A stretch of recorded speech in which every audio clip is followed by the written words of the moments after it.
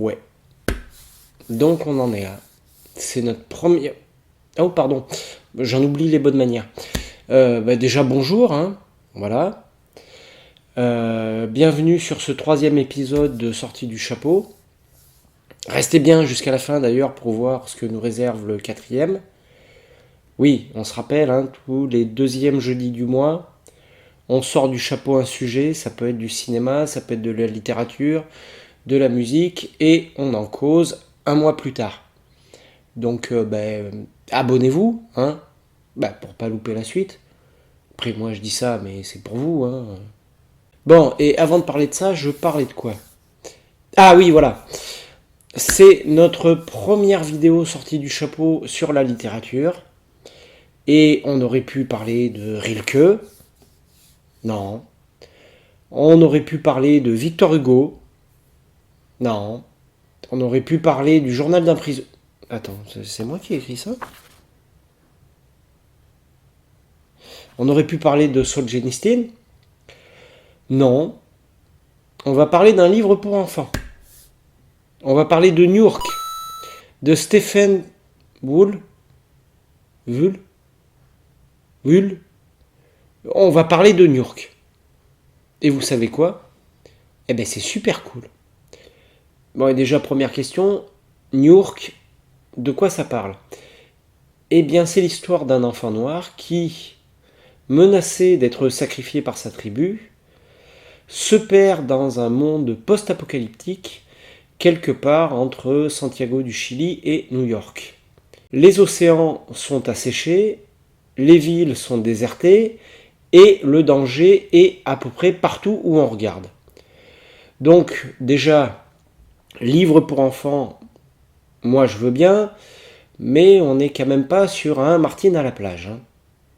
Non, on est quand même plus près de Kevin McAllister, c'est lui, perdu dans les termes du Morave dans Fallout. C'est ça.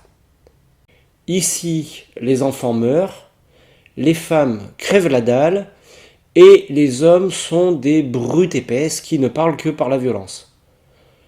Un jeudi matin normal chez les incels, en fait. C'est pas faux, mais ici on a un style très sec et très proche de nos personnages, très proche de leurs doutes, de leur trouille et de leur complète incompréhension du monde qui les entoure en fait. Et ça nous aide à nous ancrer vraiment profondément dans l'histoire.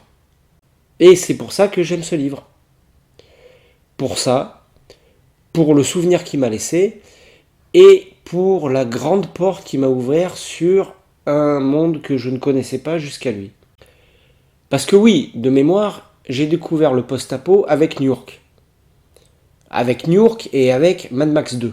Oui, Mad Max 2, oui. Pas le premier, le deuxième. Tout simplement parce que Mad Max premier du nom n'est pas un film post-apocalyptique. C'est un film pré-apocalyptique. Et c'est une grosse différence.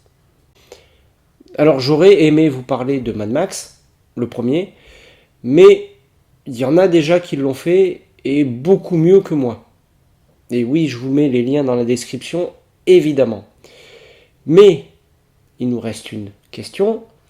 Le post-apo, en fait, qu'est-ce que c'est? Eh bien, en réalité, c'est très simple. Étymologiquement, post-apocalypse, c'est ce qui vient après l'apocalypse. Post, après, apocalypse, apocalypse. C'est aussi simple que ça. Il vous fallait autre chose? Bah non, mais merci en tout cas. Puis merci d'être passé, ça fait toujours plaisir. Donc, l'apocalypse est là. Elle a pu prendre la forme d'une guerre nucléaire, comme dans New York, ou dans Fallout, dont on parlait. Elle a pu prendre la forme d'une pénurie généralisée des ressources, comme dans Mad Max 2. Elle a pu aussi prendre la forme d'une montée des eaux généralisée, comme dans Waterworld, car oui, Waterworld existe, c'est un bon film et il ne faut pas l'oublier. Et puis, elle a pu prendre la forme d'une apocalypse zombie. Mais là, je dois avouer que c'est moins ma came. C'est moins ma came parce que, autant une montée des eaux, dans le contexte qu'on connaît maintenant, ou un mégalo sénile, gâteux, à qui il prend l'envie soudain un matin de jouer à Boum le champignon, c'est malheureux mais c'est crédible, autant une apocalypse zombie, j'ai beau me racler la soupière, je vois pas de...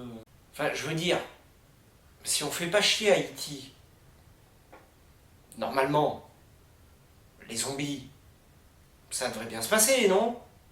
Et c'est ainsi qu'il a fini la soirée avec une banane dans le nez, sans transition géopolitique, avec cette nouvelle qui vient de tomber. On aurait trouvé du pétrole sur l'île d'Haïti. Les États-Unis menacent donc d'envahir l'île pour, je cite, apporter la démocratie à ces sales mangeurs de phacochères.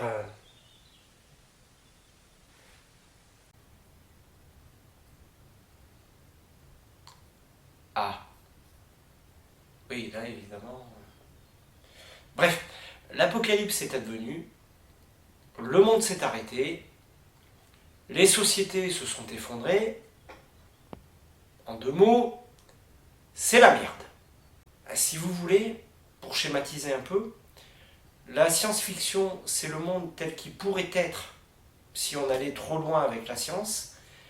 Et le post-apocalyptique, c'est le monde tel qu'il serait si la science nous abandonnait un jour. Et le moins qu'on puisse dire, c'est que les auteurs ou les réalisateurs de post-apo ont pas une foi débordante dans la nature humaine. À quelques rares lueurs d'espoir près, les hommes, enfin les êtres humains, s'organisent plus ou moins pour survivre les uns contre les autres. Et en général, les rares lueurs d'espoir dont on parlait s'en prennent plein la courge et de tous les côtés dans ce monde-là. Oui, c'est pas le balajo. Ah ben, demandez aux disciples de l'Apocalypse, vous allez voir ce qu'ils vont vous dire. Et, bien évidemment, New York ne fait pas exception à ce joyeux tableau. Parce que oui, je vous le rappelle, aujourd'hui, c'est de New York, de Stephen Wool, dont nous parlons aujourd'hui. Transition, fluidité. Donc, New York, c'est l'histoire d'un enfant noir, bolossé par toute sa tribu parce qu'il est noir. Plus les choses changent et plus elles restent les mêmes. Ouais, bah faut croire. Donc, le panoramix de la bande, un sac à vin qui n'a jamais rien foutu de ses 10 doigts, à part collectionner les vertèbres des chasseurs, des valeureux chasseurs morts au combat, ceux qui lui permettent de s'attribuer leur force, leur puissance, voilà. Et oui, on est toujours dans un bouquin pour enfants. Ça me fait penser, vous avez lu Grimm? Enfin, passons. Le vieil alambic, comme ça, entre deux culs secs, un jour, annonce qu'il va aller dans la cité des dieux, New York, que l'on connaît aujourd'hui sous le nom de New York. New York, New York, tu l'as. Et que, à son retour, l'enfant noir devra mourir. Là-dessus, Captain 3 grammes se casse, l'enfant noir, pas fou, prend la tangente aussi, mais Popoche l'Ancien ne revient pas. Et ça tombe bien parce que je commençais à être à court de surnoms débiles pour l'espèce d'outrapate. Ainsi commence New York. L'enfant noir part à la découverte de la ville des dieux pour se découvrir lui-même dans un roman initiatique décrivant un monde on ne peut plus étrange. Un monde peuplé de poulpes ninjas, amphibies, mangeurs d'hommes, d'androïdes déphasés qui errent sans but et de pubs pour Pepsi. Et ben, j'ai pas tellement envie de vous en dire plus en fait. J'ai envie de vous laisser découvrir ce livre comme je l'ai découvert. New York, c'est une écriture directe qui va à l'essentiel, au plus proche des personnages. Je veux dire, on est avec eux dans les terres dévastées.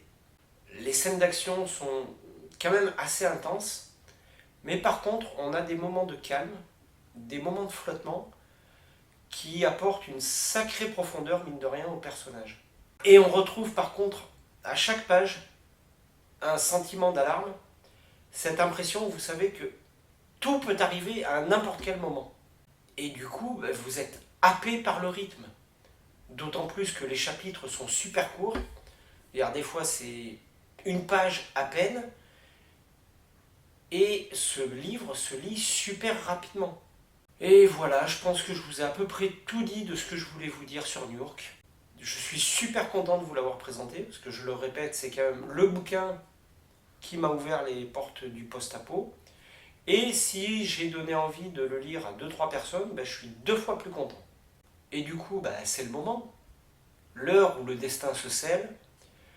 Le temps de tirer le sujet du prochain sorti du chapeau.